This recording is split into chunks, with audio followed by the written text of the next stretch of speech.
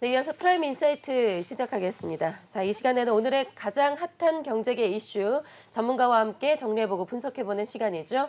차영주 와이즈경제연구소 소장과 함께 이야기 나눠보겠습니다. 어서 오세요. 안녕하십니까? 네, 안녕하세요. 자, 어제 드디어 금융통화위원회가 열렸습니다. 시장에서 이제 많은 분들이 예상했던 대로 동결로 이제 결론이 났고요. 하지만 앞으로 올릴 가능성도 좀 여지는 남겨둔 것 같아요. 자, 이렇게 해서 한미 간의 금리 격차가 진짜 이제 125bp로 이제 벌어졌고, 3월 FOMC에서 금리를 미국 쪽에서 올리게 되면 이보다 이제 격차가 더 커지게 되는 거죠. 여러 가지 좀 전망들을 해봐야 될 것 같습니다. 예, 그렇습니다. 이제 우리나라 이제 금통에서 어제 기준금리를 이제 동결함으로써 3.5% 우리 기준금리가 됐고요. 미국의 기준금리는 4.5에서 4.75 사이가 되기 때문에 금리 격차가 이제 125bp가 이제 고착화되는 그런 모습이 됐다라고 말씀드릴 수가 있겠습니다. 일단 3월 20일경에 이제 미국 FOMC 회의가 열리기 때문에 여기서 이제 미국이 25bp 금리 인상을 지금 할 것으로 좀 보여지고 있는 상황이기 때문에 네. 그렇게 된다라면 금리 격차가 더 벌어질 수밖에 없는 그런 형국이다라고 좀 말씀드릴 수가 있겠죠. 우리가 이제 금리가 과연 어디까지 벌어져야 되느냐라는 부분에 대한 고민들이 있을 수밖에 없을 것으로 보여집니다. 일단 지금 현재 125bp 금리가 벌어진 상황에서 만약에 3월 달에 미국이 25bp 금리 인상을 하게 된다라면 150bp까지 금리가 이제 벌어지는 그런 형국이 될 수밖에 없다라고 좀 말씀드릴 수가 있겠죠. 예. 2000년 5월부터 9월까지 약 4개월여 동안 금리 격차가 150bp가 벌어진 적이 있었습니다. 그런 상태에 있었던 상황인데 그때 당시만 하더라도 일단 뭐 글로벌 경기가 그렇게 썩 좋지가 않았었던 상황이고 특히 이제 뭐 우리나라에 문제가 좀 있었던 것들이죠. 그런 부분들 때문에 생겼던 부분들과 지금 이제 글로벌 경기가 좋지 않은 상황, 특히 이제 미국이 주도하고 있는 금리 인상 기조와는 조금 상황이 좀 다를 수 있지 않을까 그렇게 좀 보고 있는 거죠. 일단 문제는 여기서 이제 150bp가 금리가 벌어지는 걸로 이제 끝나겠냐라는 부분들이죠. 미국은 지금 최소한 세 차례 이상 금리 인상을 예고하고 있는 상황입니다. 네. 세 차례 25bp씩 금리 인상을 하게 되면 5.50이 된다라고 좀 봐야 되겠죠. 지금 4.75니까 세 차례 5.50인데 그럼 우리가 지금 3.5에서 이렇게 된다라면 이제 상당히 심각해질 수밖에 없는 2% 이상 금리가 벌어질 수밖에 없는 그런 형국이 되는 게 아니겠는가 조심스러운 부분들이 된다라고 말씀을 좀 드릴 수가 있겠습니다. 일단 뭐 현재 지금 미국 같은 경우는 금리를 계속해서 올리는 부분들 이런 것들 때문에 시장의 기대감이 좀 반영되고 있다라고 말씀드릴 수가 있겠고 한국은행 같은 경우도 현재 지금 금통위 6분 중에 한 분은 이제 여기서 멈춰야 된다라고 했고 나머지 5분은 25bp 정도는 더 올려야 된다라고 얘기를 해놓은 상태이기 때문에 금리 인상이 여기서 한국은행도 끝났다라고 보기는 어렵죠. 일단 네. 이창용 총재께서 지금 안개 속에 들어와 있다라는 표현을 했는데 이게 상당히 적절한 표현인 것 같습니다. 그동안은 나름대로 잘 이끌어왔었던 우리나라의 통화 정책인데 현재 지금 미국의 상황 그리고 우리의 지금 상황이 녹록지 않다 보니까 여기서 선뜻 어떤 결정을 내리기가 쉽지 않은 이창용 총재의 고뇌가 발언 속에 녹아 들어갔다라고 좀 말씀드릴 수 있겠죠. 우리나라 같은 경우 이제 경기와 물가 사이에서 고민이 구체적으로 좀 시작이 되고 있다라고 말씀드릴 수가 있겠습니다. 물가가 이제 올라가는 부분들은 오늘도 이제 뭐 소비자 물가가 좀 올라간 것들이 있으면서 여전히 시장을 자극하는 그런 부분들은 좀 있긴 합니다만 우리가 이제 경기라는 부분들도 신경을 안 쓸 수가 없죠. 아무리 이제 물가를 휘어잡는다 하더라도 한쪽에서는 이제 경기에 대한 부분들, 물가를 너무 확 휘어잡게 된다라면 우리가 이제 소프트 랜딩에서 하드 랜딩으로 갈 가능성이 있다라고 보여지고 결국 경기가 살아나는 불씨를 꺼트리는 우를 범하지 않기를 바라는 게 많은 국민들의 바람 아니겠습니까? 일단 뭐 그 물가가 5%대에서 지금 머물고 있는 상황에서 쉽게 내려올 것 같지는 않습니다. 그렇다고 해서 이 물가를 끌어올리기 위해서 계속해서 금리를 올린다라는 것에 대한 부담감을 좀 느끼고 있는 상황이고 추경호 부총리도 지금 얘기를 하고 있는 게 이제 경기를 신경 써야 되는 거 아니냐라는 부분들을 얘기를 하고 있죠. 우리 경기가 지금 현재 수출 같은 경우 상당히 역성장하고 있는 이런 데이터들이 나오고 있는 상태에서 과연 물가를 잡는 것에만 주력했다가는 경기의 불씨를 꺼트리는 실기를 할 가능성이 있다라고 말씀드릴 수 있겠죠. 정부도 최근에 대통령 주재로 해서 계속해서 물가를 살리는 다양한 방안들을 지금 내세우고 있죠. 현재 지금 뭐 저출산 문제까지 거론이 되면서 다양한 부분에 있어서 정부의 기조도 경기 쪽에 방향을 좀 쥐고 있고 그다음에 지금 뭐 반도체 지원법이라든지 아니면 우리가 이제 인공지능과 관련된 다양한 정부의 정책들이 나오고 있다라는 것도 경기에 이제 방점을 찍고 있다라고 좀 말씀드릴 수가 있겠죠. 오늘 한 증권사에서 그 금리 격차가 한 2%대까지 벌어질 가능성에 대한 뭐 조심스러운 얘기가 나오긴 했습니다. 하지만 그 요지를 보게 된다라면 우려감 때문에 우리가 나빠진다라기보다는 가능성은 충분히 있고 그렇다 하더라도 우리의 체력이 이런 것을 충분히 견뎌낼 수 있다라는 긍정적인 코멘트로 마감했다라고 좀 말씀을 좀 드릴 수가 있겠죠. 우리가 이제 부동산이라든지 여러 가지 문제 때문에 금리를 오히려 올리지 않는 것이 우리 경제에 도움이 된다라는 그런 요지이고요. 여러분들 잘 아시다시피 현재 지금 위축되고 있는 부동산 경기 같은 경우 금리를 올리게 된다라면 더욱더 위축받을 가능성이 있기 때문에 이런 부분들보다는 현재로서는 금리를 현재 수준에서 유지함으로써 그 경기가 조금 소그라드는 부분들 기다려야 되는 부분들이 있고 오히려 여기서 한 차례 정도 금리 인상 카드를 남겨놓는 것이 나중에 정책 방향을 좀 자유롭게 가져갈 수 있는 부분들이지 지금 서둘러서 금리를 올려서 한미 간의 금리 격차를 좁혀놓게 된다면 우리가 쓸 수 있는 카드가 그렇게 많지는 않은 거죠. 미국 네. 같은 경우는 쓸 수 있는 카드가 상당히 여러 가지가 존재하지만 우리 같은 경우 이런 부분들이 몇 가지 방법이 없다라는 측면에 있어서는 카드를 남겨놓는 이런 것들이 긍정적이다라고 말씀드릴 수가 있겠죠. 일단 원화는 추가적으로 약세 요인이 될 가능성이 있습니다. 지금 1,300원 부근에서 오르락 내리락하는 부분들도 있는 부분들이 있는데 오늘도 이제 1,300원 밑에서 살짝 이제 끝나면서 약간의 강화 요소가 되긴 했습니다만 미국이 금리를 올리게 된다라면 1,300원대 이상으로 올라갈 가능성이 있다라고 보여지고요. 그렇지만 일단 뭐 일부 투자자분들께서 우려하는 한미 간의 자금 이동은 생각보다 활발히 이루어지지 않을 가능성이 높다. 이렇게 좀 말씀드릴 수가 있겠습니다. 네, 알겠습니다. 앞으로 3월에 있을 FOMC에서 금리 결정이 어떻게 나게 될지 앞으로 한미 간의 금리 격차가 더 벌어지게 될지 좀 지켜봐야 될 것 같습니다. 자, 두 번째 이슈 짚어보겠습니다. 연초에 최근에 주식시장의 화두는 단연 챗GPT와 관련된 주가 급등이라고 할 수가 있겠습니다. 사실 과열권에 진입을 해서 어느 정도 좀 조정을 받고 있다라고 이제 생각을 했는데 이번에 엔비디아의 주가 상승으로 인해서 또 한 번 다시 이제 시세 탄력을 받는 그런 모습들을 보이고 있는데요. 자, 소장님 어떻게 보세요? 좀 우리나라에서는 좀 쉬어가고 있는 상황이었는데 미국에서 이렇게 상당히 이제 반등을 했어요. 일단은 뭐 우리나라 반도체주들만 쉬어갔지만 챗GPT 관련 주들은 오늘도 이제 계속해서 연일 지금 한 달 넘게 강한 흐름들 좀 보여주고 있다라고 말씀드릴 수가 있겠습니다. 네. 물론 오늘 대장주들이 윗꼬리를 좀 달면서 변곡점을 좀 나타낼 가능성도 있긴 하겠습니다만 2월 달 들어서는 당연히 챗GPT 관련주들이 뭐 연일 시세를 좀 분출하고 있다라고 좀 말씀드릴 수가 있겠죠.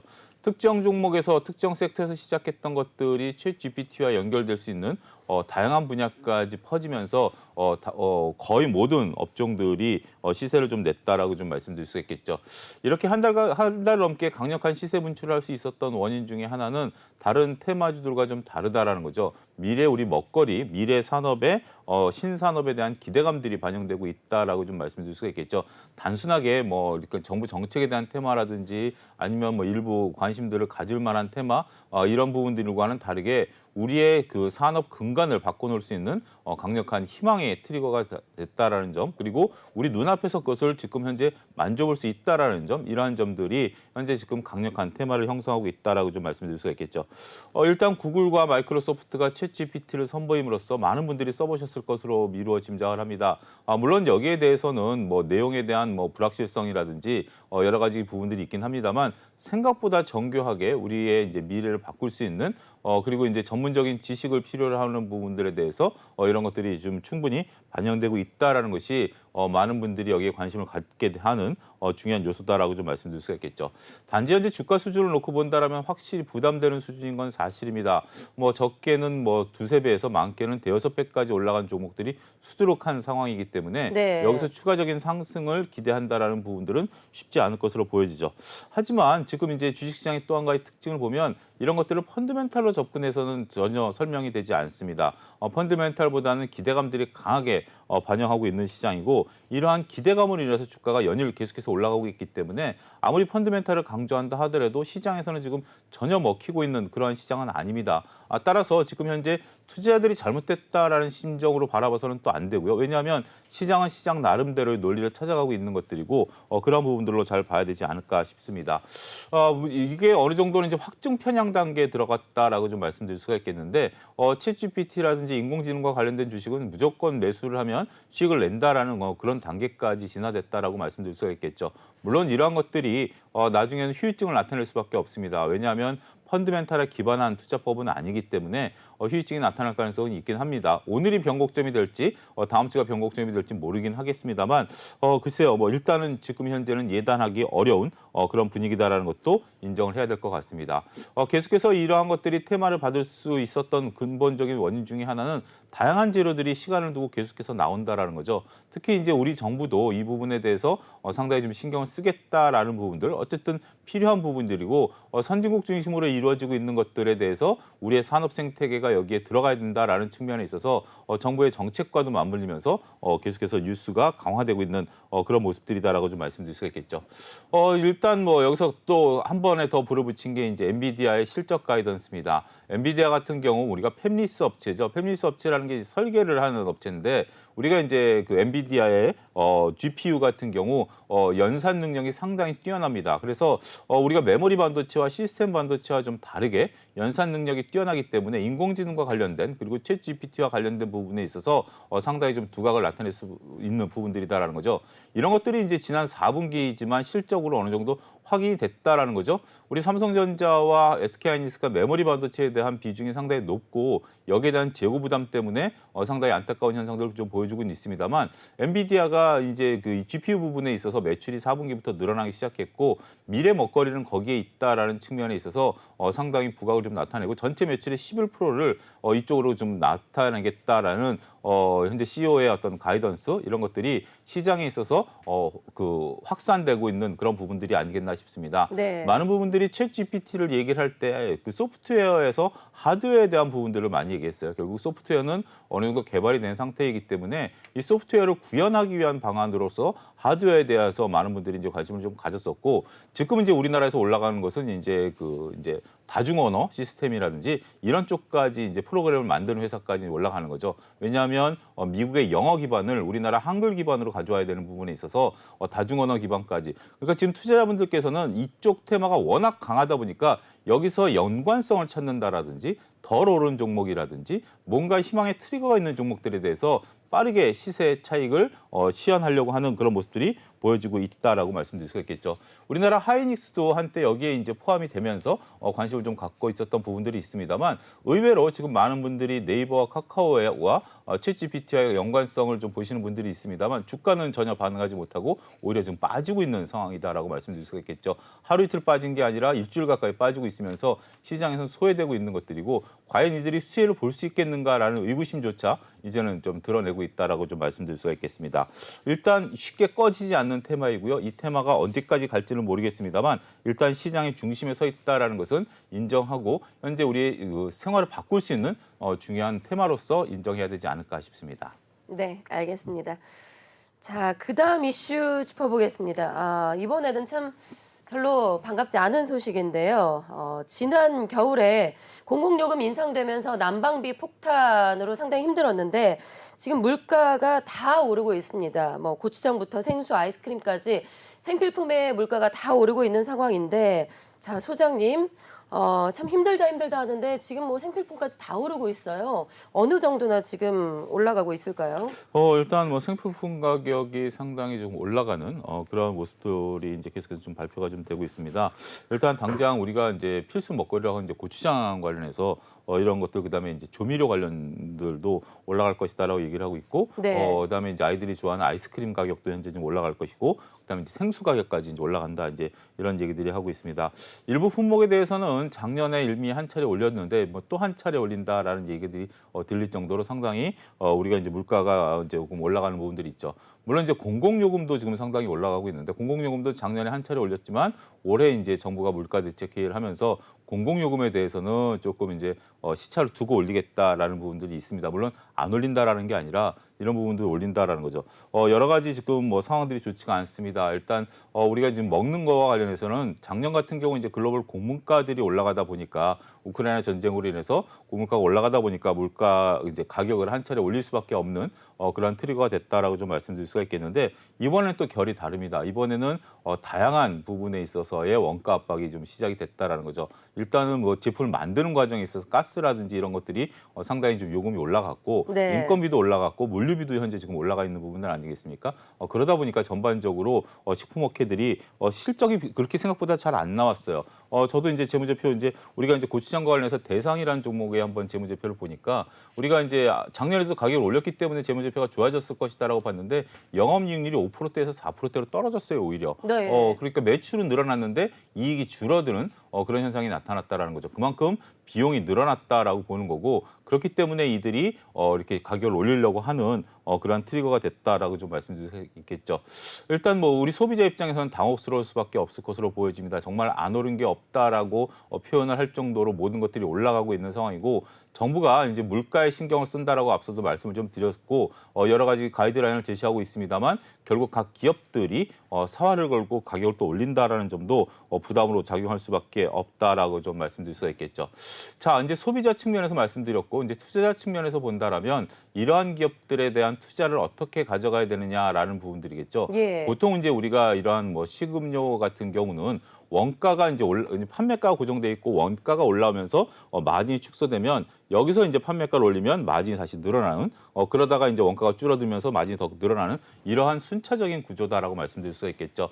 기름값 같은 경우는 유동성을 보이지만 우리가 라면 값으로 대표되는 것들이 한 번 올라오면 떨어지지 않잖아요. 그렇죠. 그렇기 때문에 이런 부분들에 대한 순이익에 대한 기대감들은 있을 것으로 보여집니다. 오리온 같은 경우 오늘은 이제 주가가 조정을 받았습니다. 어제 같은 경우 올라갔었던 이유가 일단은 뭐 중국에서 매출이 좀 줄었지만 이제 늘어난다라는 거, 그다음에 가격이 또 한 차례 인상될 가능성에 대한 것들 이런 부분들이 있다라고 보는 거죠.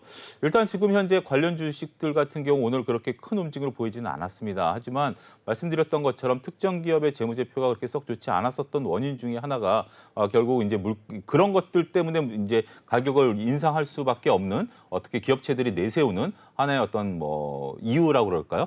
이런 부분들이 됐다라고 보면 여기서 가격 인상 효과에 대해서 더군다나 우리가 아이스크림은 뭐 그렇다 치더라도 된장 고추장은 아무리 물가가 올라간다 하더라도 이건 먹을 수밖에 없는 네. 생필품에 관련된 부분들이기 때문에 조미료도 마찬가지고요. 그런 쪽들에 대해서는 여러분들이 관심을 좀 가지셔도 되지 않을까 싶습니다. 상당히 소외당하고 있었고 거래량도 상당히 없는 주식인데 오히려 지금 그런 것들을 하나의 트리거로 보시면서 관심을 가지시는 것도 나쁘지는 않지 않을까. 결국 우리가 이슈를 선점한다라는 것이 이런 식으로 현재 지금 가격을 올리게 된다라면 주가도 뒤늦게 반응한다라는 측면에 있어서는 관심이 필요한 시점이 아니겠나 말씀드릴 수 있겠습니다. 네, 알겠습니다. 자, 네 번째 이슈 넘어가 보죠. 자, 기업의 자사주 취득은 대표적인 주주 환원 정책으로 주가를 견인하는 요소가 될 수가 있습니다. 그런데 사실 실상은 소장님, 기업이 그 자사주를 임의로 사용함으로써 이런 기대감을 좀 훼손시킬 수가 있다고요. 예, 그렇습니다. 우리가 이제 주주 친화 정책에 대한 관심들이 상당히 좀 많이 지금 늘어나고 있는 상태죠. 많은 분들이 주시장에 들어오다 보니까 주주 친화 정책이 무엇인지에 대한 부분들 고민을 좀 하게 만드는 거고 지금은 뭐 행동주의 펀드에 대한 움직임들 이런 부분들 때문에 많은 분들이 이제 관심을 좀 갖는 거고 또 일부 기업들이 자사주 소각이라든지 자사주 매입이라든지 이런 부분에 대해서 이제 발표를 하다 보니까 관심을 갖게 되는 거죠. 오늘 같은 경우도 이제 풀몬이라는 회사가 약 800억의 자사주 소각 발표를 하면서 죄송합니다. 주가가 이제 급등했다가 이제 다시 내려오는 모습들을 좀 보이긴 했는데 네. 우리가 이제 용어를 정확히 좀 아셔야 될 것으로 보여집니다. 일단 풀몬 얘기가 나왔으니까 말씀을 드리는데 풀몬 같은 경우 상환 우선 상환 전환 우선주였어요. 상환 전환 우선주요. 이게 네. 이제 좀 특이한 용어인데 네. 상환 전환 우선주 같은 경우 채권 형태의 지금 상태고요. 이게 이제 주식으로 전환되는 게 아니고 주식으로 전환될 수도 있고 그다음에 이제 만기가 됐을 때 상환을 요청받을 수 있는 게 상환 전환 우선주다라는 개념이죠. 네. 그렇기 때문에 이거는 이제 오늘 주가가 빠졌던 이유 오르다 빠졌던 이유 중에 하나가 이게 주식 시장에 미치는 영향은 제로에 가깝다라는 거죠. 채권을 발행했고 나중에 채권을 상환하겠다라는 거기 때문에 부채의 감소이지 이게 자본의 감소는 아니거든요. 네. 그렇기 때문에 우리가 이제 정확한 그 워딩에 이제 충실해야 된다라고 좀 말씀드릴 수가 있겠죠. 자사주를 매입하는 것이 왜 주주 친화 정책이냐라는 부분들에서 말씀을 좀 드리면 자사주는 자기 주식을 자기 회사가 사는 겁니다. 그러면 예를 들어서 100주를 발행했던 회사가 한 주를 사게 되면 주식은 99주가 되겠죠. 네. 뭐 쉽게 10주를 샀다라고 하죠. 그러면 10%가 줄어들면 100주 발행했던 주식이 90주가 되는 거죠. 우리가 이제 기업의 가치를 따질 때는 주당 가치를 따지는 겁니다. 한 주당 얼마의 이익을 나타내느냐, EPS라고 이제 표현을 하죠. 한 주당 얼마의 이익을 나타내느냐인데 일단 100주를 예를 들어서 100억의 이익이 났다. 그걸 100으로 나누는 거하고 90으로 나누는 거하고 어떤 게 더 클까요? 당연히 90으로 나누는 네. 게 크겠죠. 그렇기 때문에 자사주를 매입을 하게 된다면 100으로 나누던 파이를 90으로 나누게 되니까 훨씬 더 한 주당 이익은 증가할 수밖에 네. 없는 그런 부분들이다라고 좀 말씀드릴 수가 있겠죠. 그렇지만 문제는 이 자사주를 기업이 갖고 있다가 다시 내놓는 경우가 많다라는 겁니다. 실질적으로 기업이 갖고 있을 때는 우리가 이제 EPS를 다시 계산해 주지만 다시 이게 주식시장으로 돌아오게 된다면 또 EPS를 옛날처럼 계산해 줘야 된다라는 역설이 생길 수밖에 없다라는 거죠. 실질적인 이익은 자사주를 소각해야 됩니다. 소각이라는 건 말 그대로 태워서 없애는 거죠. 태워서 없애지 않고 기업이 갖고 있는 경우가 상당수 존재하죠. 그런 것들을 어디에 쓰냐면 뭐 이익 배당이라든지 아니면 뭐 이렇게 기업 보너스로 지급을 임직원들에게 보너스를 네. 지급을 한다라든지 이런 것들로 사용함으로써 오히려 주식 시장에 있어서 표면적으로는 주주 친화 정책을 쓴다라고 그들이 또 발표도 그렇게 해요. 그렇게 해서 자사주를 매입한다라고 하고 네. 뒤늦게 보면 다시 이제 임직원들에게 뭐 준다라든지 뭐 이런 식으로 사용을 하기 때문에 어떻게 보면 상당히 조금 차라리 우리가 이제 임직원 보너스용으로 매입한다라고 발표를 하면 상관이 없겠습니다만 주주 환원이라고 발표를 해놓고 이런 식으로 사용한다라는 것이 투자자 입장에서는 조금 곤혹스러운 상황이 연출이 된다라고 좀 말씀드릴 수가 있겠죠. 예. 또 우리가 소위 말해서 자사주 매직이라고 부르는 게 있습니다. 이제 회사가 이제 인적 분할을 할 때 그리고 이제 지주회사로 갈 때 이 자사주는 회사가 갖고 있는 거기 때문에 대주주 쪽으로 물량이 몰아지게 돼 있습니다. 결국 대주주가 갖고 있는 것으로 인정을 하기 때문에 그렇게 된다라면 대주주 지분이 좀 작았었던 기업들 같은 경우 자사주를 활발히 매입을 해서 인적 분할을 한다라든지 아니면 지주회사로 갈 때 이것을 이용하는 경우가 많습니다. 그렇기 때문에 저희가 이제 그다음에 이제 자사주를 이제 없애는 경우가 있죠. 이번에 삼성물산이 자사주를 소각하는 이유 중에 하나도 자사주 매직을 유행해서 좀 비축해놨었던 물량인데 더 이상 이제 이것을 이제 활용도가 없어지다 보니까 결국 자사주를 소각하는 것으로 발표됐다라고 시장에서 인식을 하기 때문에 네. 자사주 소각 발표가 나왔음에도 불구하고 삼성물산이 당일 한 4% 정도 오르다가 못 오른 이유가 바로 여기에 있다. 이제 많은 투자자들이 현명해지셨고 이런 뉴스가 단순하게 무조건적으로 우리가 신봉해서 주가를 끌어올리지 못한다라는 점들도 많은 분들이 인식을 하고 있는 것으로 보여집니다. 더 재밌는 것은 신탁과 관련된 공시입니다. 예. 자사주 신탁과 자사주 직접 매입은 차이가 있는데요. 보통 이제 신탁이란 발표를 하지 않으면 자사주를 그냥 매입하는 겁니다. 예를 들어서 차영주 주식회사가 자사주 100주를 매입하겠다 그러면 그럼 100주를 매입해야 됩니다. 네. 어느 기간 동안 3개월 동안 무조건 매수를 해야 되는 건데 차영주 주식회사가 자사주 신탁을 계약을 맺으면 신탁을 이제 증권사랑 계약을 맺는 거거든요. 근데 이 신탁이라는 게 재밌는 게 주식을 사도 되고요. 안 사도 되고요. 주식을 샀다가 다시 팔아도 됩니다. 네. 그렇기 때문에 우리가 보통 이제 자사주 신탁 같은 경우는 6개월에서 한 1년 정도 계약을 맺기 때문에 추적이 조금 현실적으로 쉽지가 않죠. 더군다나 주가가 쌌을 때 샀다가 주가가 올라가면 팔아서 돈으로 돌려받아도 상관없는 그런 형국이기 때문에 신탁 계약과 관련된 공시는 시장에서 볼 때는 과연 이들이 주식을 살 만한 의지가 있느냐라고 판가름 하는 거죠. 자사주를 사겠다라는 것은 직접 자기가 수수료 안 주고 직접 사면 되는 건데 수수료까지 줘가면서 신탁을 남한테 맡긴다라는 것은 이거는 뭔가 특별한 의미가 없다라고 보는 거죠. 자, 이번에 SM이 자사주를 사는 걸 가지고 좀 여러 가지가 있는데 그러면 갑자기 SM이 어떻게 자사주를 사냐?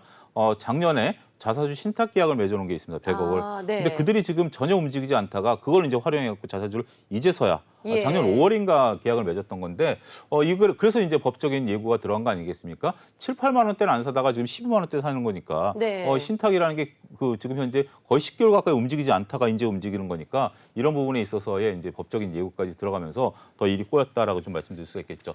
자, 정리를 해드린다라면 자사주 관련해서는 여러분들이 조금 이참에 공부를 좀 하셔야 될 것으로 보여지고요. 그렇게 그다지 어려운 부분들은 아닙니다. 단지 이제 용어라도 확실히 좀 알고 계신다라면 주주환원 정책과 관련해서 시장 상장을 읽어낼 수 있는 하나의 트리거가 되지 않을까 말씀드릴 수가 있겠습니다. 네, 소장님 하나만 더 네. 여쭤볼게요. 그 자사주 매입과 관련해서 해외 사례를 보니까 미국과 영국에서는 자사주를 매입하자마자 시가총액에도 이제 포함을 안 시키고 없는 주식을 취급한다고 하는데 우리나라도 이런 해외 사례를 좀 참고할 수 있을까요? 일단은 뭐 미국이나 이런 것들은 이제 그 주주들의 소송 제도가 있기 때문에 네. 그쪽에서는 자사주를 취득하면 거의 90% 이상은 소각을 합니다. 예. 그러니까 이제 우리가 이제 미국의 어떤 주식의 어떤 뭐 내용들을 가지고 이제 우리가 펼치는 거기 때문에 미국 주식 교과서를 이제 따른다 이렇게 표현을 좀 드릴 수 있겠는데 미국 같은 경우는 이제 자사주를 사면 거의 90% 소각을 하기 때문에 자사주 매입 이꼬르 소각. 그러면 주식수가 줄어드는 거 아니냐고 볼 수 있겠습니다만 네. 우리나라는 소각하는 확률이 그렇게 높지가 않습니다. 오히려 10% 남짓일까요? 그렇기 때문에 미국처럼 자사주를 매입한다 그래서 그 시가총액에서 빼준다. 이거는 조금 그들과 우리의 상황이 다르다라는 네. 점. 그래서 지금 현재 일부 기업들이 최근에 소각 공시가 좀 늘어나고 있어요. 과거에 비해서는 우리가 이제 애플이라든지 이런 데 주가가 영업이익이 늘어남으로써 그 영업이익을 가지고 이제 자사주 매입을 한다라는 측면에 있어서 최근에 소각 공시가 좀 늘어나고 있는 면은 상당히 긍정적이긴 합니다. 또 한 가지 우리가 자사주를 안 준다 그래서 최근에 주가가 빠졌던 종목이 있어요.